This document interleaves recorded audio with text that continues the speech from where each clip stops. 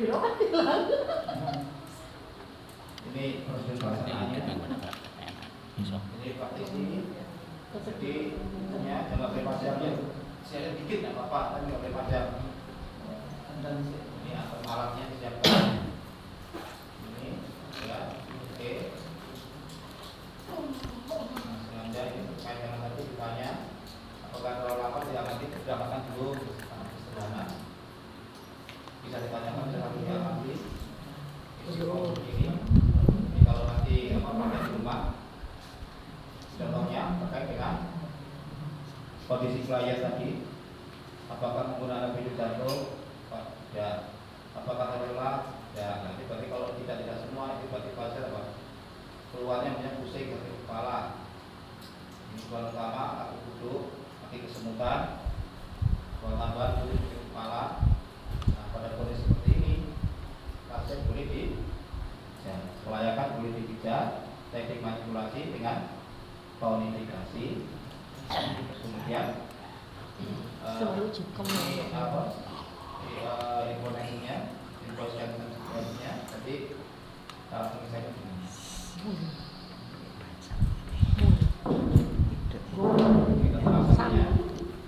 Gue alami. Oh, pasti ada. Ada perbedaan langsung. Abut.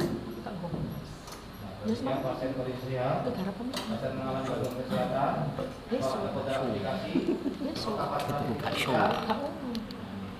Jika ada gangguan kesehatan atau kota indikasi pemijatan,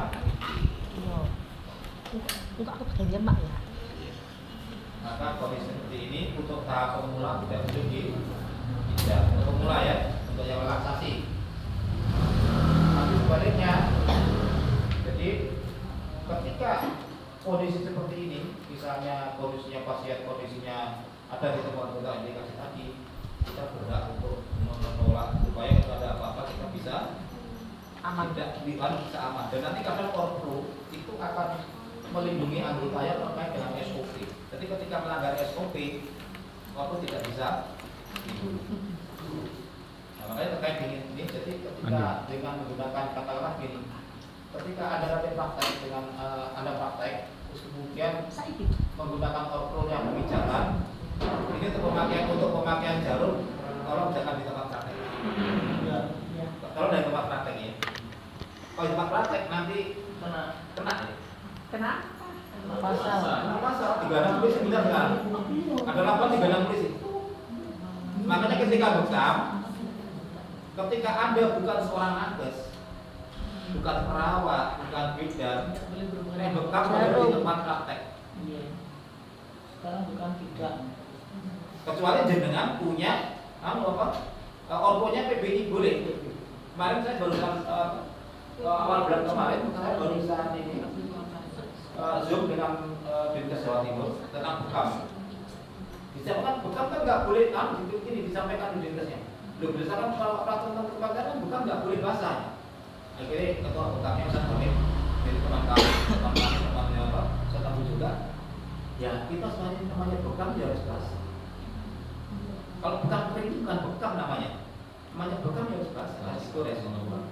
Karena ini kepercayaan kami. Sunnah dalam agama kami, ini sama begitu.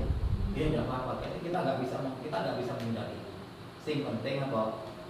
Jangan sampai ada kasus. Satu. Yang kedua berkaitan dengan alat. Karena bekam itu, sing mereka nggak paham tentang sterilisasi alat itu berbahaya. Ada kalanya cuma seperti alkohol itu digunakan untuk orang lain. Itu orang ngalap bilang ayah apa? Bahaya. Karena sterilisasinya kurang. Terkait biasanya yang dipermasalahkan berkaitan dengan invasif itu berkaitan alat sterilisasi. Ketika jarum ya sudah buang. Tapi ada juga di lawang itu jarum dipakai lagi, tapi untuk orang yang sama, tapi kemudian dikasih tempat, kalau direndam dalam alkohol bisa dipakai 5 kali. Tapi panjang-panjang itu. Jarum yang sekitar berapa jun itu? Kayak gini berarti 3 jun, ada yang 4 jun itu. Karena untuk tusuk yang ada di panggul. Itu sampai 5 kali pakai. Jadi paling atau 4 kali lah, 1 bulan. Jadi dikasih yang tepat, sejauh ini terendam di alkohol. Untuk satu orang yang sama. Ya, untuk satu orang yang sama, atau untuk orang lain. Saya teringat dulu tahun 80-an itu kita suntik ini ya. Suntik kan cuma satu aja. Terus saya bisa dengan banyak, gitu kan. Makanya dulu suntik itu bokong mesti jarang. Oke. Pokoknya yang ngalami tahun 80-an bokongnya mesti jarang. Iya. Tapi suntik mesti disekol ini. Jarang. Oke. Jadi itu. Jadi ketika kita itu antara yang bukan ada, kalau dengan invasif sebaiknya tidak di tempat praktek. Anda bisa atau bisa di tempat lain. Karena pernah ada tempat kami itu ketangkep basah, ketangkep basah. Jadi STPT-nya pakai akupresur, dijebak. Kok dinkes itu kurang main disuruh bekas, dilayani tempat praktek. Kena SP ya. Kena SP enggak, jadi peringati dulu lah. Tertulis. Kalau sampai sekali lagi loh misalnya. Makanya kalau dilayani dulu, jadi dulu minta tolong loh. Nah itu beda lagi urusannya. Itu yang pakai invasif. Nah itu untuk yang level 2 adalah pasti. Tapi sebaliknya untuk yang lain ini boleh. Jadi kontraindikasi ini yang nggak boleh, ini yang harus hati-hati. Jadi alatnya boleh pas satu tak dulu ini bisa. Jadi intinya dalam tata laksana ini ada pasien itu boleh atau tidak terapi. Kemudian pasien di terapi juga ada indikasi tidak boleh.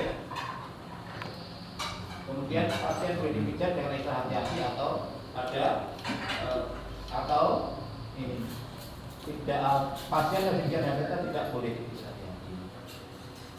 Oke, jadi terkait dengan merendahkan pasien ada beberapa hal. Nah, supaya tubuh rileks, pikiran tenang, organ tubuh bekerja maksimal tanpa kesulitan, energi seimbang. Ini dilakukan pemijatan dan teknik perangsang. Yang dikuatkan apa? Limpa, lambung, paru-paru, ginjal, jantung empedu dan usus kecil. Ini agar peredaran dan sistem transportasi itu semakin lancar. Nah, melakukan pemijatan perangsangan pelemahan yang dilemahkan jantung dan hati akan syarat jadi kalau jantungnya terlalu kuat, tegang nih. Tadi terlalu kuat ya. Makanya saya nggak tidur rasanya saya semau. Lalu udah minum kopi yang kopi murni kayak espresso itu udah itu sering maka mulai terus ya.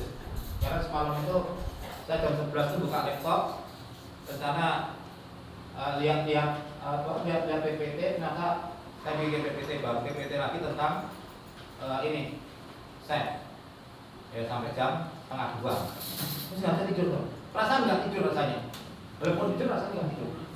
Tapi alhamdulillah oleh kawan kita tadi terapi alhamdulillah karena kopi tapi nggak tahu. Nah, dari titiknya ya, ini dengan pelemahan.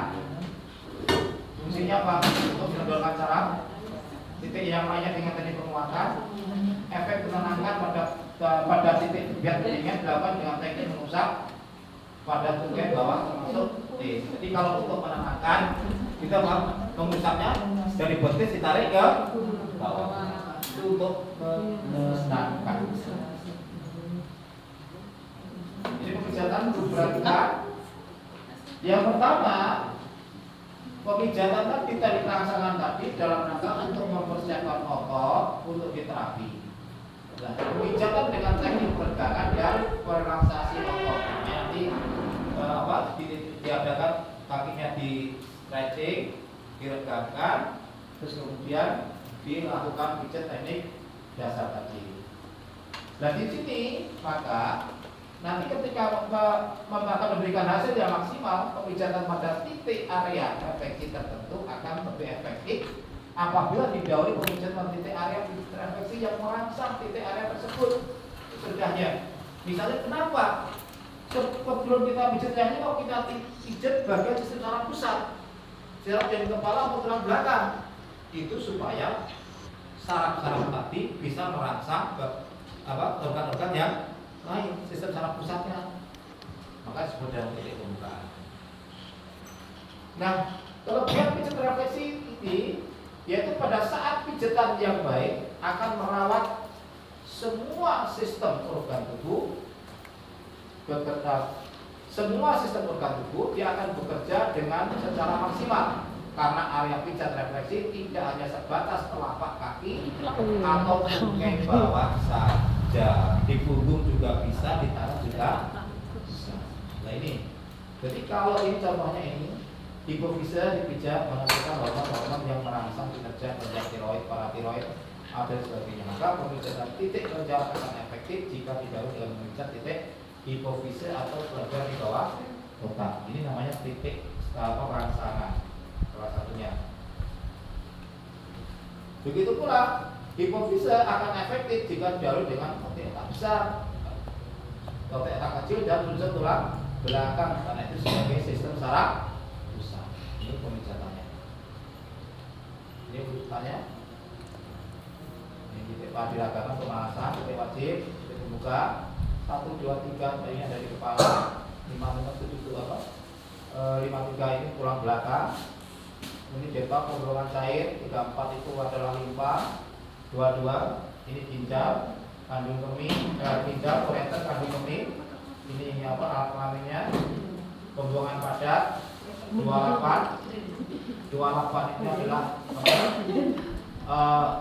ini oleosekat yang masih pijat untuk merangsang urisasi usus besar. 29 itu usus besar yang menaik, esophagus. 30 itu yang menurun. 31 itu rektum, 32 itu anusnya. Itu aktif saraf metabolisme. 12 ini tiroid, ini paratiroid. Pencernaan, ini lambung. Usus 12 jari. Pankreas, liver, kantong empedu, ini usus kecil, titik penenang, ini otak bagian depan, 20 solar plexus atau serabut saraf kambung, titik suplemen adrenal, ini penutup, ini untuk limfanya, getah bening bagian atas, bagian bawah, bagian bawah, ini bagian dada, bagian perut, bagian dada. Pendinginan dengan 5 pijat teknik dasar tadi. Ini urutannya nanti akan kita lakukan pada setelah isoma tentang praktek pijatnya. Oke, sampai di sini.